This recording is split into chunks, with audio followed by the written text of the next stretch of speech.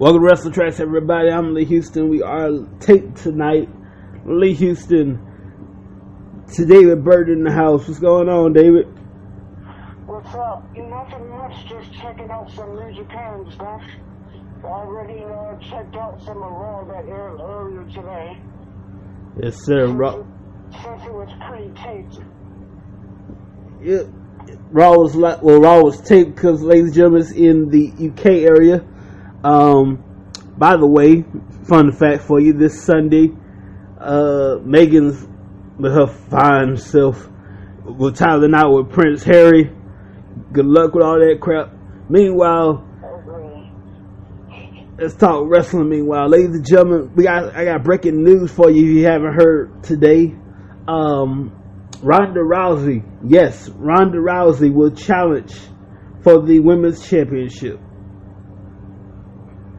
If you can believe that. Yes, indeed. Now, all of you be like, "Oh, Ronda Rousey just started. She hasn't earned it yet." That's true. That's true. However, Nia Jax, the Raw Women's Champion, came to Ronda Rousey. Okay, she came to Ronda Rousey and said, "Hey, I'm obligated for my championship. Do you want a shot?" Ronda Rousey said, "No, there are other women qualified. I'm not ready yet. Yeah, I'm not challenging. I'm challenging you." So verbally, they shook hands, verbally agreed to it. All we need is a contract between the two, and it's set. Money in the Bank, the Raw Women's Championship. Nia Jax defends against Ronda Rousey. I know a lot of the girls backstage are going to be pissed off about this. Yeah, but that's not my chick. They ain't paying the bills around WWE. True. That's our chick. They have every right to be upset. Oh, of course they do. All they got to do is start the game up, ladies and gentlemen. Mm-hmm. I'm just saying, you ain't. I disagree with the whole thing. I'm positive. I am absolutely positive that there's a lot of women backstage that are pissed off about this. And they have every right to be upset. This outsider comes in, has one match, and her second match in, she gets a title shot. Mm-hmm. Which isn't fair to a lot of the women on the roster who's been busting their ass for years. Well, if you brought it like that, I can understand it that way. Just put it like that. Mm-hmm. But then let's flip the thing. Like I said earlier, just a few seconds ago, it's not like Ronda Rousey went to Nia Jax. Okay, the women's champion of the world, Nia Jax, came to Ronda. Okay, she's the one that put down the challenge. And Ronda Rousey, to her credit, said, "I'm not ready yet. There are other women more qualified. Challenge them." True. So it's not like Ronda. I'm going further. Ronda Rousey on Raw in her contract, she said, "I want no special treatment. I want the Brock Lesnar treatment. I want a regular standard contract. Boom. I earn it. Cool. If I don't, cool." Ronda Rousey has a regular standard contract with WWE. She's not like Brock Lesnar contract. She don't get a title. She don't get a championship match anytime she want. She has a regular contract. Either way it is. If my memory's correct, she's supposed to be a full-time performer. Mm-hmm. But Ronda, who's been absent from Raw due to the fact that she's shooting a movie, the Roadhouse remake. For those of you who haven't seen the original Roadhouse back in the late 80s with Patrick Swayze, here's a fun fact for you. WWE Hall of Famer Terry Funk appears in that movie as well. Ooh, cool. That's right. Yes, sir. And Ronda Rousey is one of the main stars in the remake, which is why she's been absent from Raw. She's been shooting that movie. And I'm just saying, I meant to say this at WrestleMania weekend. Ronda Rousey looks dang good in the kilt. I'm just saying. Unfortunately for me, she's married, so that sucks. Yeah, we all know what happened with that incident between her husband and Alicia Fox. So. Ooh, wait a minute, hold on. Wait a minute, bring that back. You didn't see that incident on TMZ? No, I don't know. Well, I don't know exactly what happened, but it was on TMZ. You can YouTube it for those who missed it. The two of them got into a little brief argument, but TMZ didn't catch the entire incident. They caught the very end of them arguing. So, yeah, that was interesting. And notice Alicia Fox hasn't been seen since. Wow. I know she's been healing an injury, but I don't know what's going to happen to her with that situation. Yes, indeed, ladies and gentlemen. Money in the Bank's going to be pretty interesting. We got, let's see here. If I can use my cheat sheet for a second. Hopefully I can see what we got here, ladies and gentlemen. Alright, Money in the Bank's coming up. So we got Braun Strowman. We got The Miz. We got, who else we got up in here? Kevin Owens, who just recently qualified earlier tonight. Then in the triple threat match. I believe Finn Balor's in it as well. He qualified last week to Raw. And that's all I remember so far, to be honest. Sir, gentlemen, Money in the Bank. And then we have the females. It's not just one, but this year we're gonna do it again. A women's Money in the Bank ladder match. I believe Alexa Bliss has qualified for that match. She qualified on Raw earlier, which was taped. For those who missed it, it was taped. And SmackDown, which will air tomorrow night on USA Network, was also taped as well, the same day. Oh yeah, it's probably like what, 5 in the morning over there. To be honest, I don't remember. I used to know that stuff. I don't remember. Yeah. I believe Japan is like 10 or 12 hours ahead of us. Yeah, in fact, right now it's probably like over there in Japan. It's like it's Tuesday morning in Japan right now. Speaking of Japan, Chris Jericho will challenge IWGP Intercontinental Champion Tetsuya Naito at New Japan's next pay-per-view, Domination 2018. And Kenny Omega will challenge for the IWGP World Heavyweight Championship. He will face again Kazuchika Okada. This time it will be a 2 out of 3 falls match. See? And I'm looking forward to that pay-per-view. Technically, I know this is totally 2 different companies, but technically Chris Jericho, if he wins, will be an 11th time Intercontinental Champion. Yes, technically you are technically right about that. Yeah, I know it's 2 different complete companies, but technically 11th time Intercontinental Champion.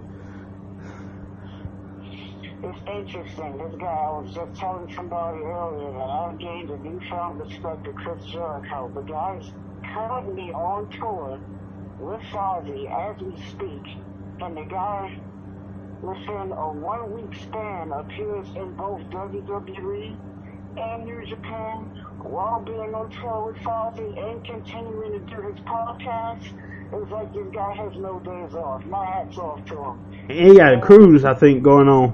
Yes, he does. He also has an upcoming cruise, a walking wrestling cruise, which will feature, and this is the first, this has never, ever been done before. You can have a live concert from several different bands and live wrestling on a cruise ship, which has never been done before.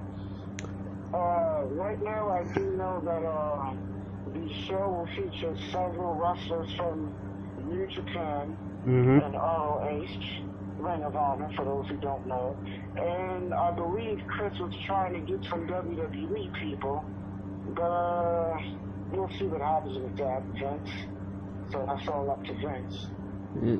So technically, Rock and Wrestling together again.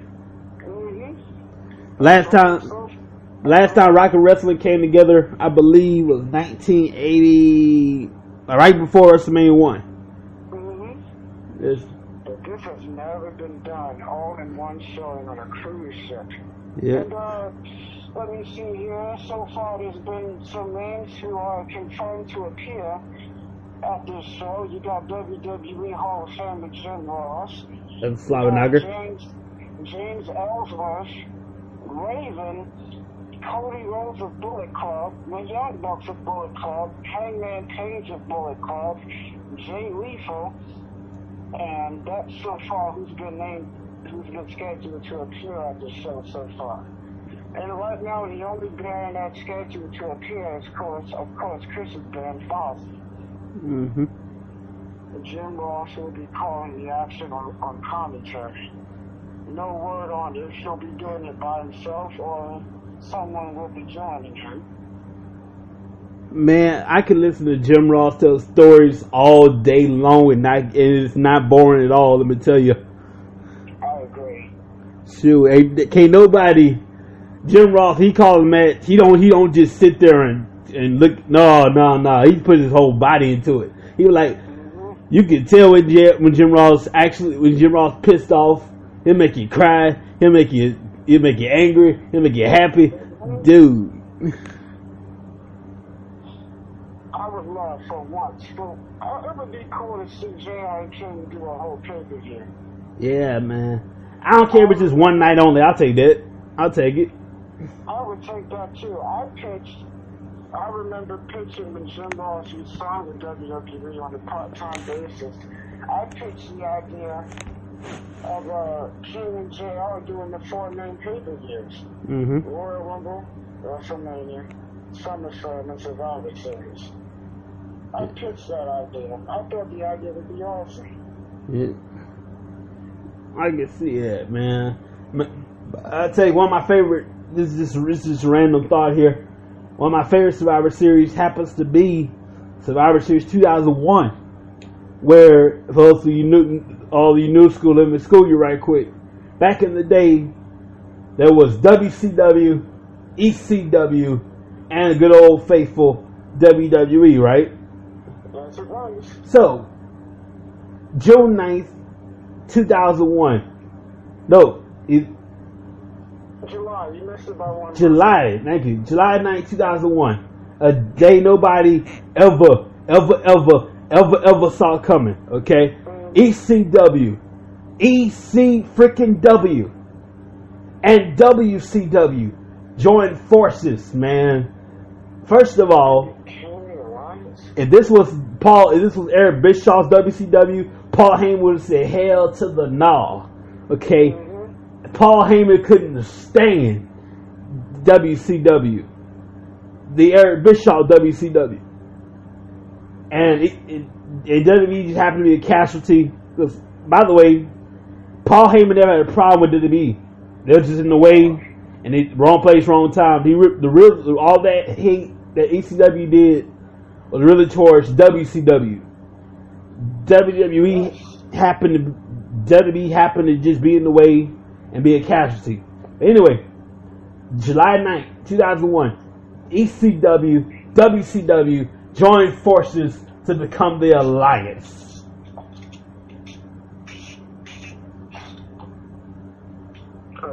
Yes, it was. And I didn't like the Alliance personally, but it was what it was. And I got to know, David, which side was you on? I was on Team WWE. There you go. Because, man, I didn't like the Alliance thing. I thought it was stupid. And Vince said, you know what? Interesting thing, though. It was interesting. Oh, yeah, definitely. And Vince, eventually, it was short-lived, too. Vince said, you know what? I'm sick of this. Survivor Series, we're going to put it all on the table. We're going to lay all the lines. If you lose, your company is done, closed forever and ever. Amen. The losing company closed their doors forever and ever. No more. And thank God, WWE, of course, will win Survivor Series. The Alliance, you ain't seen them no more. Wait a minute, hold on. Wait a minute, that's not even the story. Years later, many years later, the watered down ECW will come right back. Yeah, They should have just left it at one night stand, to be honest. Yeah.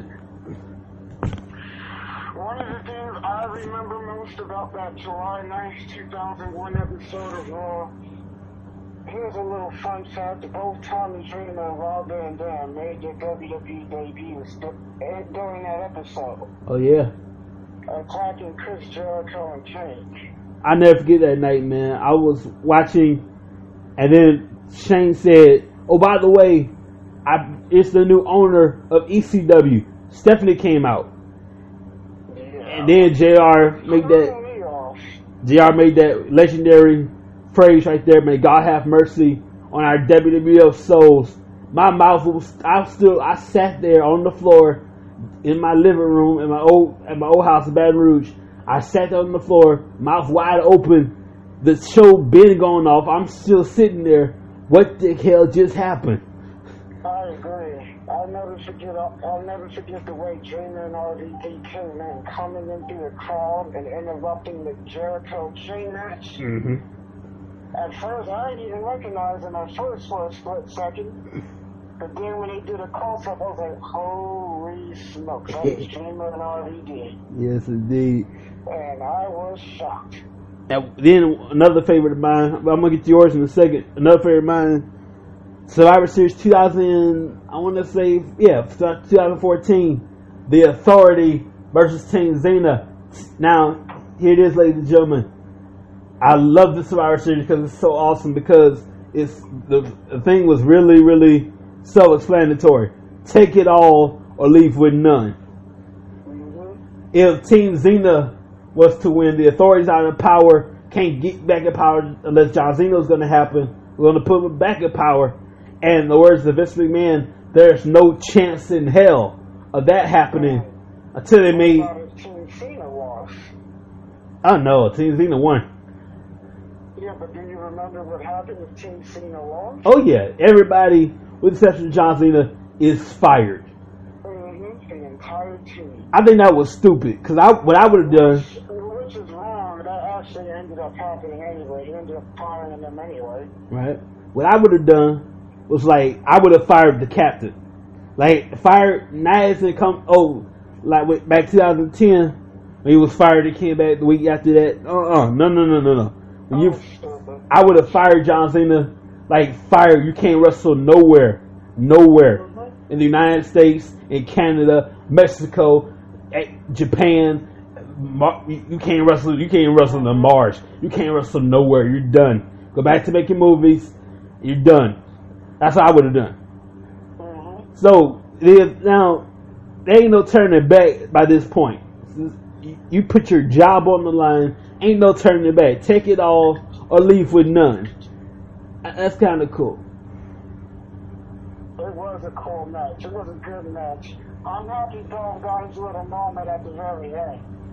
But Cena didn't really have to come out and raise Dolph Ziggler's hand. They should have left Dolph there by himself. And that night, that very night, we were introduced to something we never, ever thought we'd see, ever. Ladies and gentlemen, if you remember the Monday Night Wars, this would have never happened. So, Triple H is down to Seth Rollins, Dolph Ziggler. Dolph Ziggler can barely walk. This dude is you might as well go ahead, screw him right now. That dude can barely walk. So Dolph Ziggler was knocked out. The referee's knocked out. Seth Rollins knocked out. Seth Rollins was pulled on top of Dolph Ziggler. Mm-hmm. Here comes Scott Armstrong, the cricket referee. 1, 2, lights go out. You hear the next thing you hear, the very next thing you hear is a crow. It's a crow, a black crow. Oh my God! The power, it's music. It's Sting.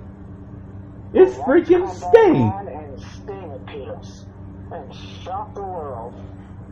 There would have never been a time, ladies. I watched wrestling for a very long time. I have never thought in my life I would see Sting standing in a WWE arena. That was one of the coolest moments in the history of Survivor Series. Yeah, it was, man. I woke up half of Dallas, Texas that night. I'm like, what in the crap is Sting doing in WWE? I'm like, whoa. And trust me, he ain't here for no coffee. He came for a fight. He made Triple H's life not too easy during that time. Every time Triple H had a plan going on, Sting was always there to mess everything up for him. Yes, indeed, ladies and gentlemen. He tried to fire John Cena by putting Cena on a 3-on-1 handicap match. And just about when John Cena's about to lose, what happens? The lights go out, the lights come back on, and Sting is standing on the stage and points at Triple H, giving John Cena enough time to roll up Seth Rollins and keep his job. Well, actually, that was for the jobs of Dolph Ziggler, Big Show, and Ryback. Right. You're right about that. I forgot about that. They ain't gonna fire John Cena yet. Nonetheless. The cool part, what happened after that was when Brock Lesnar came out and beat up the entire authority by himself. Yes, indeed. The authority was still distracted from Sting, which Brock Lesnar, being the smart guy that he is. Well, no, I'm not saying Brock ain't smart, but I'm pretty sure that was Paul Heyman's idea. Go out and take advantage of the authority while they're distracted by Sting. Oh, of course. He took out the authority. Man, himself, I might add. I tell you, there's a spot in the Hall of Fame for John Cena, Undertaker, Brock Lesnar, and there's definitely a spot for Paul Heyman in the Hall of Fame. Oh, of course. I just saw a recent picture of John Cena. John Cena's now rocking the beard now. Yes, sir, man. By the way, ladies and gentlemen, coming soon to Wrestling Tracks. New stabbing of Wrestling Tracks. Uncle Jeb is coming soon. Now, I just like John Cena as an athlete, as a professional wrestler. I just like John Cena. Okay, David. Somebody loan you $20, you should get paid, right? Of course. You loan $20 to somebody out of the kindness of your heart. You can pay me back. Well, right. We told you the story last time, but by the way, suppose you just joined this. Uncle Jill, out of the kindness of his heart, loaned John Cena $20. Okay, John Cena was a rookie then. John is coming up. Okay, $20. So years go by, days go by, nothing. Okay, no problem. Weeks go by, nothing. Months go by, years go by. It's 2018, ladies and gentlemen. Uncle Jeb has not been paid his money. That's a real shame. The guy was a multi-millionaire and you can't give the guy back his $20. Yeah. Like, really, John? Like, it's not really? And the thing is, it's not the money, it's the principle of the thing. Yes, it is. And I'm just saying, John, because I remember it. Let's not be all uppity and all stiddy and everything and all stuck up. But Mr. Cena, I remember a time when when all the kids on the wall, all these kids didn't have your posters on the wall. Okay, nobody even knew who you were. Let's say about 15 years ago or so, something like that, when you were coming up, 2000, however long 2002 was. So let's not forget where we started from, Mr. Cena. That's true. Let's not forget where we started. I remember when John first started in Ultimate Pro Wrestling, he was bald. Mm-hmm. He was bald, and then when he went to OVW, he had the short little blonde flat top, looking like a fake ass Sting. Sorry, but a fake Sting without the face paint. I'm sorry, but that's what he looked like back then. Yeah. And hats off to Kurt Angle for making John Cena look like $1 million in his debut match. I'm just saying, making all this money can't pay nobody back. I'm just saying. Mm-hmm. But you will hear all of it. Uncle Jeb's coming soon. You hear all about it. Uncle Jeb, listen, and I promise you, ladies and gentlemen, I guarantee you. I'm giving you the TV 14 version. Uncle Jeb will give you the rated R, rated X version, and it ain't pretty. Okay. That's right. I mean, for the fans of heart. I mean, with no Vaseline, not pretty, with no Vaseline. What's up, Ice Cube? How you doing? But yeah. I remember that. Speaking of no Vaseline, man, I'll tell you, Brock Lesnar. If you went back and watched the last time Brock Lesnar fought Roman Reigns, Brock Lesnar gave it to Roman Reigns with no Vaseline at all. It was ugly. Anytime Brock Lesnar elbows somebody, it's ugly. You look at what he did to Randy Orton and John Cena previously with those elbows. He busted John Cena open, and he busted Randy Orton open. And then you can add Roman Reigns to that list of guys he's busted open with his elbows. Man, that's messed up. Brock Lesnar. I don't see nobody taking the title from Brock Lesnar. I really don't. I think Brock will stay champion until he returns to the UFC, which won't be too far from now. He might retire and then surrender the title when he retires. Cause rumor has it Brock Lesnar may be fighting at the UFC's 25th anniversary show in October, so we'll see what happens with that. Interesting. Yes. Man, I tell you, ladies and gentlemen. By the way, if you are in the I want to say here in Dallas, there's going to be NXT coming over. It's going to be pretty good. This is in the summertime. Check it out. And by the way, there will be a live event, a house show for all you people who don't know what that means. Yeah. It's a non-televised event. Yes, sir. And by the way, I'm telling you, non-televised house shows are pretty cool. It's not going to be like it's on TV. So if you miss it, you missed it. I'll tell you right now. It's going to be pretty cool. And put your age aside for a second. Cars 2 in theaters June 15th. They'll go see that movie, man. Nice. Speaking of June, CM Punk will return to the UFC for his second fight. Saturday, June 9th. Don't miss it. 10 p.m. live on pay-per-view. Yes, indeed. CM, no, I'm gonna go ahead and say it. It's not gonna happen. CM Punk will not ever come back in WWE. I don't know. You know, a lot of people have said that over the years, and they all came back in some way, shape, or form. Yeah. Whether it was a cameo, or for a Hall of Fame induction, or for a match or two, they all come back. So I don't believe that. Well, we'll see, ladies and gentlemen. If I had $1 for every person I heard say they wasn't coming back, I'll be a rich man. A lot of guys have said that. Guys from The Ultimate Warrior, to Bruno Sammartino, to Bret Hart, to Goldberg. Even Paul Goldman said that at one time. He wasn't ever going to come back. Yeah. Paul Heyman himself said that once. And they all came back. Speaking of cameos, if you go watch Cam WWE? No. Oh man, it's good. Cam WWE, it's a cartoon, but it's not for kids. Let's put it like that. It's almost kind of sort of like Sausage Fest. Almost. Okay, I've heard of the show, but I've never actually watched it. Check it out. And of course, coming soon, I don't know when, but coming soon, the pimp himself, yes, the Godfather, is going to be on Camp WWE. And since it's TVMA, he might bring the hoes. I hope he does. I'm still mad just a little bit about WWE making the Godfather stop pimping. Well, the Godfather said he stopped pimping and going legit now. He's married. Yeah, but you can still play a character. You can still be the Godfather and still be pimping. You know. Maybe. You see the whole train. I miss the whole train, man. Don't you miss the whole train?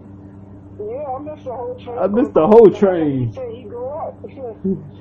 Show Vince McMahon, that dude right there. The fact that Linda McMahon is still with Vince McMahon is a miracle. Okay. I'm amazed. Because but those of you who don't know about Vince and Linda McMahon, these guys been through hell on earth in their marriage. About over 30 years. And And storylines aside, Vince actually did cheat on his wife in real life. And the fact they still married blows my mind.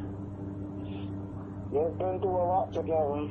Yes, I remember when they came up from nothing. I remember, I wasn't born then. They came up from nothing and started all of this. That's amazing. Technically started, but yeah, you get the point. Right. For those of you who don't know, the WWE is a family-owned company. Vince McMahon is the junior, let me put that for those of you who don't know. It's a third-generation promoter. The company was started by Vince's grandfather, Jesse McMahon, then passed on to Vince Sr., Vince McMahon's father, into him. And I have no clue who or what or who's going to take over the company, whether it be Shane. Vince groomed Shane to take over the company, and he left in 2010 before returning in 2016. And since then, while Shane's been gone, he's been grooming Triple H to take over a company. So it's going to be interesting to see who takes over. Will it be Shane or will it be Triple H? That would be interesting. Well, for right now, Vince McMahon is alive and well, and he ain't giving up anytime soon. So I don't think he'll give up until he drops dead. That dude is 70, I want to say 71, 72. Both. This dude worked out, okay? I've seen the man work out, and it's crazy. Yes, the guy is a machine. And the guy doesn't sleep, but he's always working. This dude is a grandfather, and he's buff. And he's still taking bumps well into his 70s. Whether it be Kevin Owens, and most recently Steve Austin at Raw 25, he's still taking bumps. Yes, indeed, man. That dude's tough as nails for 70. Much love to you, Vinnie Mac. And by the way, check out this old song. Vince hates this song, but he did it back in the day in the 80s. It's called Stand Back. Yes, Vince McMahon is singing. Check it out. I've heard. Oh, dude. Well, ladies and gentlemen, we're gonna cut it off right here, because if we don't, it'll be impossible to upload this episode. But we're gonna cut it off right here. Blog, we can take it out. It'll be available in a little bit, hopefully. blogtalkradio.com/wrestling tracks. If we can't upload it, we're gonna try to somehow do this again, and we'll see y'all later. Happy belated Mother's Day, everybody, and we'll see y'all when we see ya. Good night, everybody.